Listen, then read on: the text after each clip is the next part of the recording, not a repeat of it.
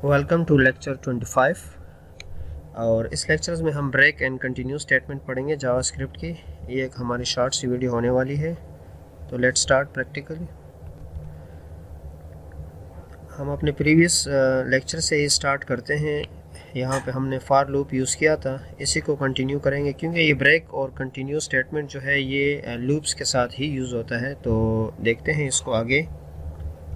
For example ये हमारी एक स्टेटमेंट है। इस स्टेटमेंट को हम लिखते हैं, इसमें ब्रेक एंड कंटिन्यू में यूज़ करते हैं।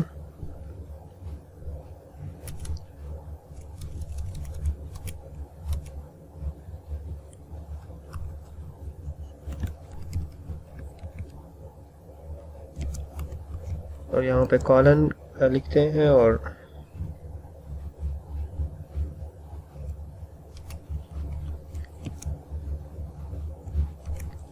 प्लस एक्स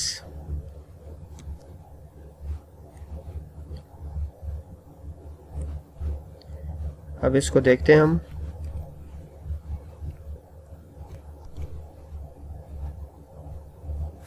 ये देखिए ये प्रिंट हो चुका है हमारे पास 10 टाइम्स। इसको ब्रेक देते हैं एक।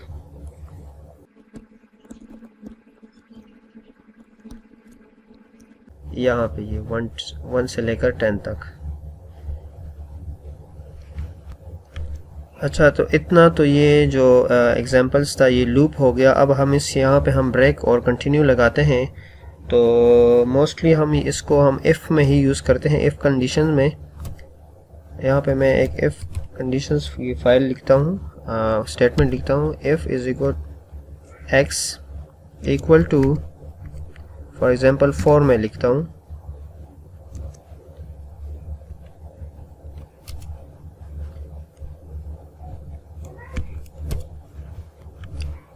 इसी स्टेटमेंट को मैं कॉपी पेस्ट करता हूँ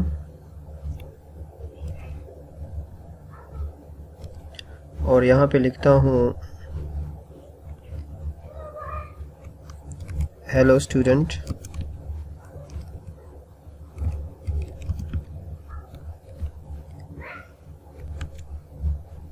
तो इसको देखते हैं अभी। यहाँ पे देखिए 1 2 3 4 एंड 4 रिपीट हो गया। तो हम नहीं चाहते कि ये रिपीट हो, हम कहते हैं कि ये कंटिन्यू हो। तो यहाँ पे हम कंटिन्यू स्टेटमेंट लगाएंगे।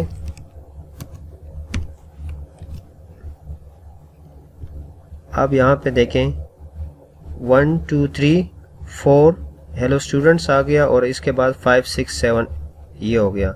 अच्छा, यहाँ पे तो हो गया, ये कंटिन्यू हो गया। अगर हम यहाँ पे ब्रेक लगाएं तो ब्रेक भी हम यूज़ कर सकते हैं। अब ये 1 2 3 4 3 तक हो गया, 4 पे ये ब्रेक हो गया। मज़ीद स्टेटमेंट जो थी हमारे पास उसने ब्रेक कर दी।